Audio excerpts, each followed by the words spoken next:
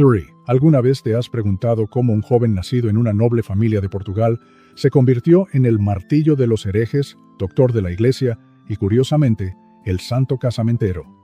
Quédate con nosotros hasta el final de este video y descubre detalles impresionantes de la vida de este santo extraordinario, cuya fama de milagros, sabiduría y compasión resuena desde hace siglos en todo el mundo. La historia de Santo Antonio comienza en Lisboa, Portugal, alrededor del 15 de agosto de 1195. Su nombre de bautismo era Fernando Martins de Bulloes, hijo de Martinho de Bulloes y Teresa Taveira, ambos de familias nobles. Fernando creció en un ambiente de fe y cultura, recibiendo una educación exquisita desde la infancia.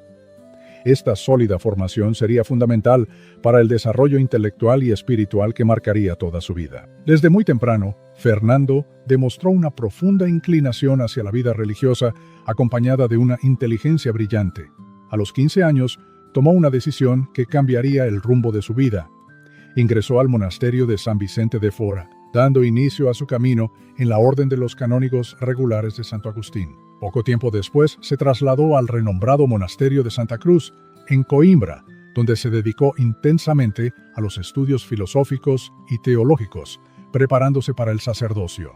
Fue ordenado sacerdote a los 24 años. Sin embargo, su corazón anhelaba una entrega aún mayor, una vida religiosa más austera y misionera. Fue entonces cuando, en 1220, un acontecimiento marcante cambió para siempre su trayectoria: la llegada al monasterio de Santa Cruz de los restos mortales de 5 misioneros franciscanos martirizados en Marruecos. El testimonio heroico de esos frailes impresionó profundamente a Fernando, despertando en él el deseo de también entregar todo por la causa del Evangelio. Movido por este impulso, Fernando tomó una decisión radical.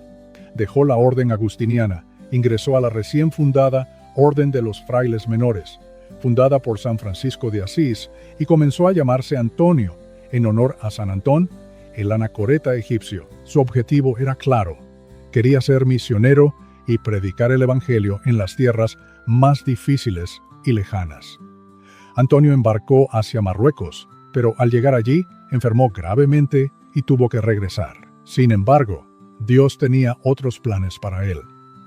En el camino de regreso, un naufragio en el Mediterráneo lo hizo desembarcar en Sicilia, Italia. Recuperándose de la enfermedad, Antonio conoció personalmente a San Francisco de Asís, aunque de una manera simple y discreta.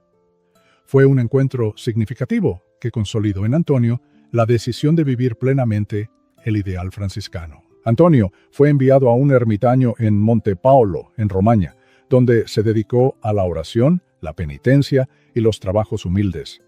Su vida parecía seguir un camino de silencio y recogimiento, hasta que, en septiembre de 1222, durante una ordenación en Forlì, Antonio fue invitado a predicar de improviso. Para sorpresa de todos, se reveló como un orador prodigioso, con un profundo conocimiento de las Escrituras y una simplicidad conmovedora.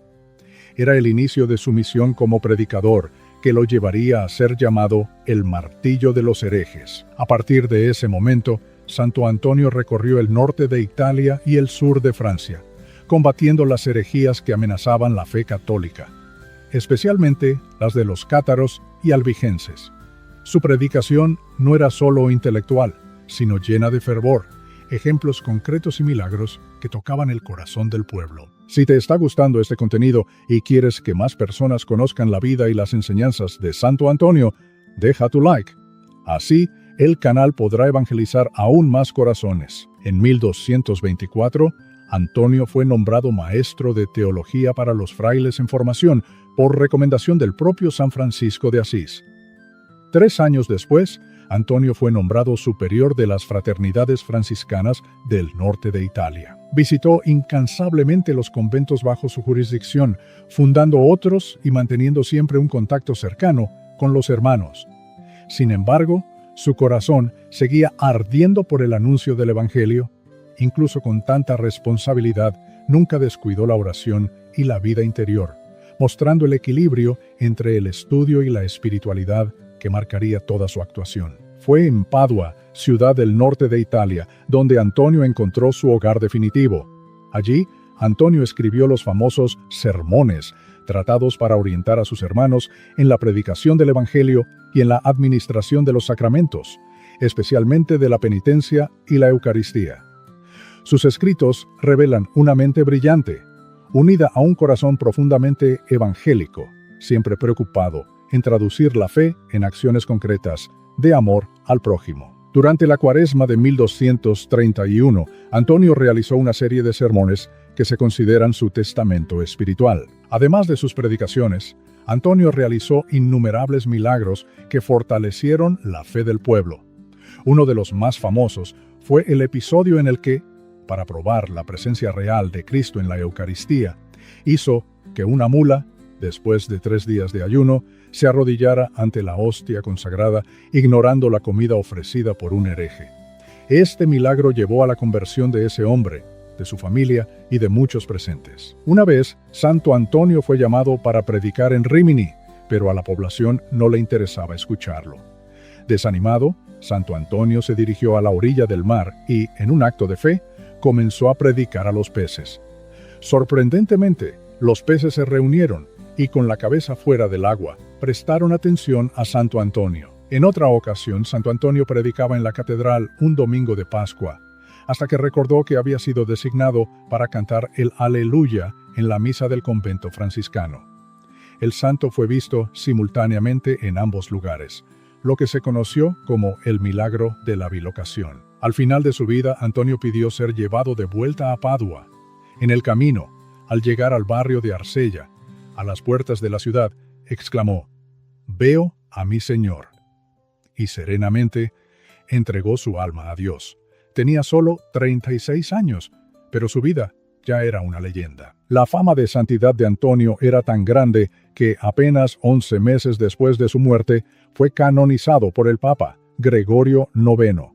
En 1946, el Papa Pío XII lo proclamó doctor de la Iglesia, con el título de doctor evangélico, en reconocimiento a la profundidad teológica y espiritual de sus enseñanzas. Santo Antonio también es llamado Arca del Testamento, debido a su extraordinario conocimiento de la Biblia y a su capacidad de memorización e interpretación de las Escrituras. Su tumba, en la Basílica de Padua, se ha convertido en uno de los mayores centros de peregrinación del mundo. Allí, miles de fieles buscan su intercesión, especialmente el día 13 de junio, su fiesta litúrgica. Un hecho curioso: cuando su cuerpo fue exhumado, años después de su muerte, su lengua estaba incorrupta, señal de la gracia especial que Dios le concedió para anunciar la palabra. La devoción a Santo Antonio está marcada por muchas tradiciones populares. Una de las más conocidas es la del pan de Santo Antonio, que se remonta a un milagro, en el que resucitó a un niño ahogado, después de que la madre prometiera donar a los pobres el peso de su hijo en pan. Hasta hoy, la bendición y distribución del pan de Santo Antonio son gestos de caridad y fe en todo el mundo. En Brasil y Portugal, Santo Antonio es cariñosamente conocido como el Santo Casamentero. El origen de esta tradición está vinculado a relatos de gracias alcanzadas por quienes pidieron su intercesión para encontrar un buen matrimonio. Sin embargo, vale la pena recordar: la verdadera devoción no está en las simpatías, sino en seguir su ejemplo de caridad, humildad y dedicación a Dios y a los hermanos. Santo Antonio también es conocido como protector de las causas perdidas. Un famoso episodio cuenta que, al tener su precioso libro de Salmos robado por un novicio, rezó fervorosamente hasta que el joven, arrepentido, devolvió el libro. Por eso muchos acuden a él para encontrar objetos perdidos, pero, sobre todo, para reencontrar la fe y la esperanza. Además de su papel como predicador y taumaturgo, Santo Antonio dejó un legado de virtudes que siguen inspirando a fieles en todo el mundo. Su humildad, su sabiduría, su compasión por los más necesitados y su valentía para defender la verdad del Evangelio son ejemplos de santidad accesible y concreta. En sus imágenes, San Antonio aparece frecuentemente sosteniendo al niño Jesús o un lirio, símbolo de pureza. ¿Quieres saber más sobre otros santos y sus historias inspiradoras? Suscríbete ahora al canal Aurora Veritatis para no perderte ningún contenido. Y ahora queremos saber cuál de los milagros de Santo Antonio te impresionó más. Hasta pronto, y que Santo Antonio interceda por ti y tu familia.